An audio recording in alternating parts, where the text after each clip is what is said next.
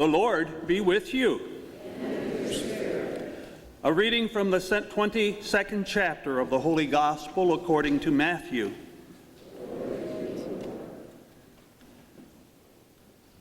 When the Pharisees heard that Jesus had silenced the Sadducees, they gathered together, and one of them, a scholar of the law, tested him by asking, "Teacher, which commandment in the law is the greatest?"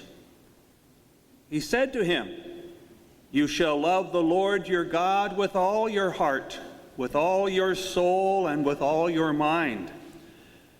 This is the greatest and first commandment. The second is like it. You shall love your neighbor as yourself. The whole law and the prophets depend on these two commandments." The Gospel of the Lord. Praise to you, Lord Jesus Christ.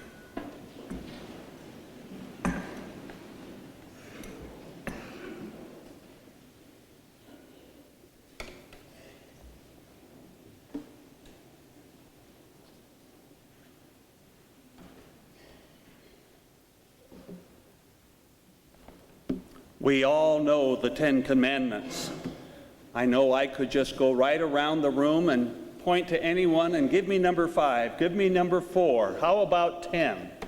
And you'd all just rattle them right off. Yes. One thing we should know about the Ten Commandments is there are basically two sides to the commandments. When you look at them, remember the old 10 Commandments, 3 on one side and 7 on the other. The first 3 deal with love of God.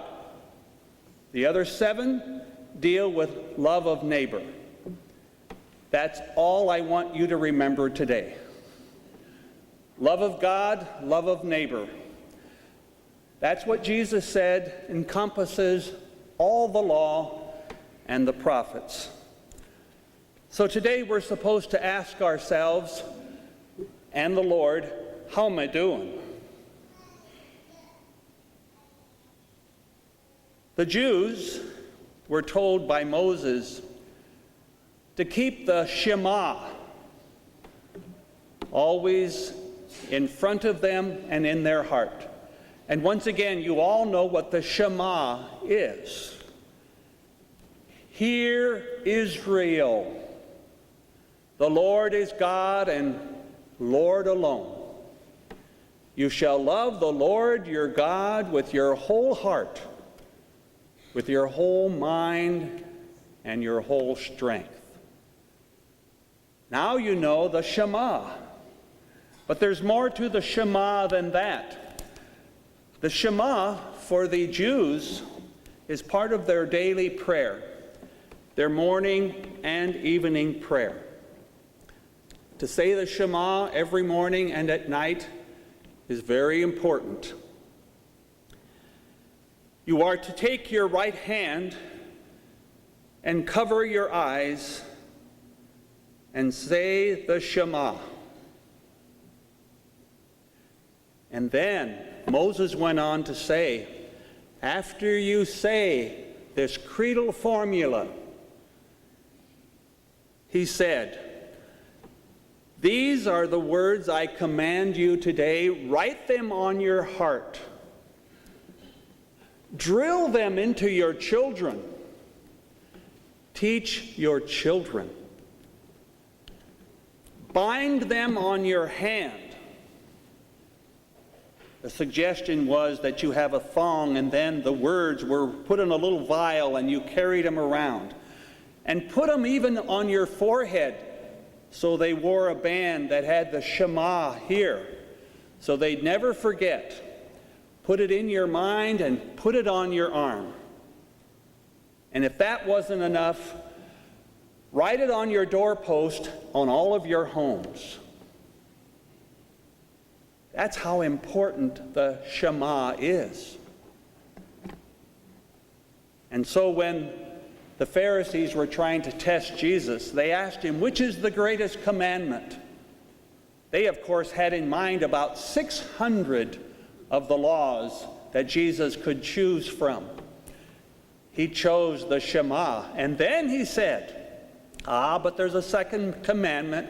It's like the Shema. Love your neighbor as yourself. That surprised them, that he knew the Shema so well, but that he knew that to love God, you have to love your neighbor. But Jesus went a little farther. He also said, love your enemy. Love your enemy. We acknowledge the Shema. We Catholics acknowledge the Lord Adonai is Adonai and Lord alone.